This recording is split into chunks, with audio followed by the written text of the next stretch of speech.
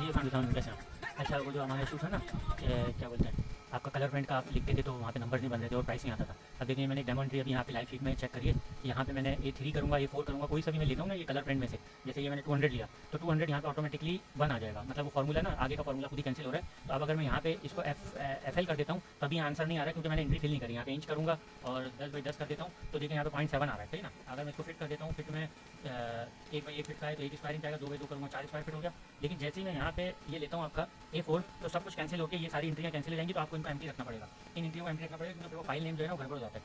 तो आपने यहाँ पे जब कलर प्रिंट दिया हुआ है तो आगे कोई एंट्री नहीं करेंगे, ठीक है। ये आपका 0 हो गया। और अगर यहाँ पे आप लाइव शीट में आए और इधर आके आप चेक करें ऑर्डर बुक में, तो ये देखें ये मैंने कौन सा कलर प्रिंट पकड़ा हुआ है, A4 है। A4 का प्राइस हमारे पास 30 रुपये है, तो 5 का हो गया 150 रुपये, ठीक है। और यहाँ पे ये अनपेड आ रहा है, मैंने पेड नहीं किया हुआ तो ये अनपेड दिख रहा है, ठीक है। ये वाला जो फॉर्मूला था ये सेट हो गया, अब यहाँ पे कोई प्रॉब्लम नहीं आएगी। और अब आपने एक और चीज़ करनी है जो मैं इस वीडियो में आपको दिखा रहा हूँ, वो आप लाजमी कर लें प्लीज़। वो क्या है कि ये समरी की एक शीट शो हो रही है, इस समरी की शीट में यहाँ पर ये वाला जो कॉलम है ना, अब जैसे मैं इन सबको भी डिलीट करता हूँ मिसाल के तौर पर, ये येलो वाले जितने कॉलम है अभी तो मैंने एंट्रियाँ की नहीं है इसमें, कि जनरल एक्सपेंसेस हो गए, प्रिंटिंग के हो गए, मेंटेनेंस के हो गए, टी के हो गए, फूड के हो गए, ट्रांसपोर्ट हो गया, अली, इमरान, कामरान, इरफान, कासिम, जमील, ये जितने भी बंदे आपके हैं इन सब का यहाँ पे आप अकाउंट खोलेंगे। मतलब इस येलो लाइन का मतलब होता है कि आपने यहाँ पे एक अकाउंट ओपन कर दिया, सही है।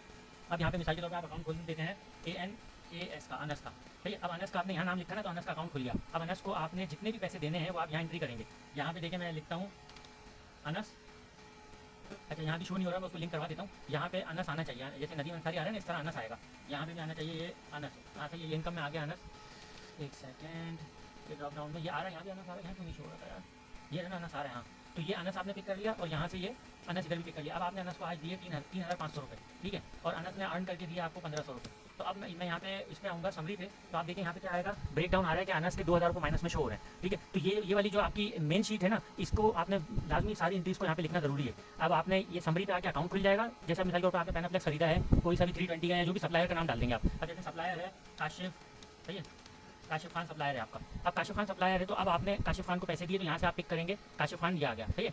काशिफ खान सप्लायर आ गया। अब आपने इसको दिए 15,000 रुपये की पेमेंट करी, कैश पेमेंट करिए, वो डिस्क्रिप्शन डालने का ज़्यादा अच्छा हो जाता है रेफरेंस के लिए। नहीं तो आपने काशिफ खान को पैसे दिए और काशिफ खान से कुछ ये इसको पेमेंट करिए, और इससे जो माल खरीदा है उसकी पेमेंट आपने कर दी, लेकिन अब इसको कुछ बेचा है, तो यहाँ पे आपने दोनों ना इनकम एंड एक्सपेंस को लिखना है। अब काशिफ खान तो आपका सप्लायर है, उससे पैसे तो आने नहीं है, उसके पास सिर्फ पैसे जाने हैं। तो ये काशिफ खान का अकाउंट खुला हुआ है, यहाँ पे आप इसे पैसे दे रहे हैं। अगर वो आपको कुछ पैसे देगा तो आप यहाँ पे उसकी एंट्री कर देंगे। जैसे अगर काशिफ ने आपको दिए कि भाई ये मेरे 20,000 अपने पास रख लो, तो अब आप 20,000 रुपये आपको कैश देके चला गया, यहाँ आपने उसे 15,000 माल की पेमेंट की थी, सही है। तो अब यहाँ पे देखिए आप इधर आएंगे समरी में, तो आपको क्या शो होगा यहाँ पे काशिफ खान के कि 20,000 अर्न हुए हैं, 15,000 उसे दिया, 5,000 ये इसका बैलेंस आ गया। और अब जैसे काशिफ खान से आपने कोई चीज़ें बाय करी, कि मिसाल के तौर पर आपने उससे 1 लाख रुपये का माल बाय किया, ठीक है, 1 लाख रुपये का माल बाय किया, तो यहाँ पर आप देखें 1 लाख का था, 15,000 उसे दिए, तो 85,000 अभी भी आपने उसे देने, सही है ना।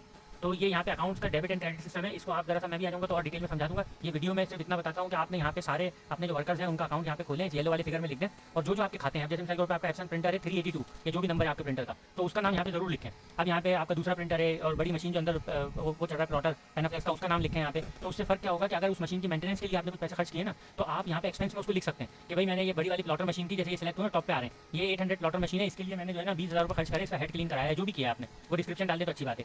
तो ये इस मशीन के खाते में कितने पैसे चढ़े हैं वो यहाँ पे ना एंट्री आपको मिलती रहेगी, ब्रेकडाउन मिलेगा सबका। तो ये वाला जो शीट है ना, ये आपकी इंटरनल के लिए है, जो भी आपका इंटरनल एक्सपेंस वो होता है, इनकम एंड एक्सपेंस होती है इंटरनल की, उसके लिए है ये, ठीक है। और बाकी और कोई क्वेश्चन हो तो बताइए, वो आपके दोनों मसले हल कर दिए। ये वाला मसला हल हो गया, A4 की जगह जो है ना वो आ रहा है। और ये प्रोडक्ट वाली आपने तो खुद ही अपडेट कर दी होगी, जो प्राइसेस वगैरह हैं, ठीक है। तो ये भी शीट सही है और ये वाली भी सही है। तो ये सारी डेमो एंट्री है, इनको मैं भी डिलीट कर देता हूँ, कल आप जब देखेंगे ना तो इनको अपडेट कर लिएगा और इसको इस शीट को भी मेंटेन करना शुरू करें आप। चलिए ठीक है, थैंक यू।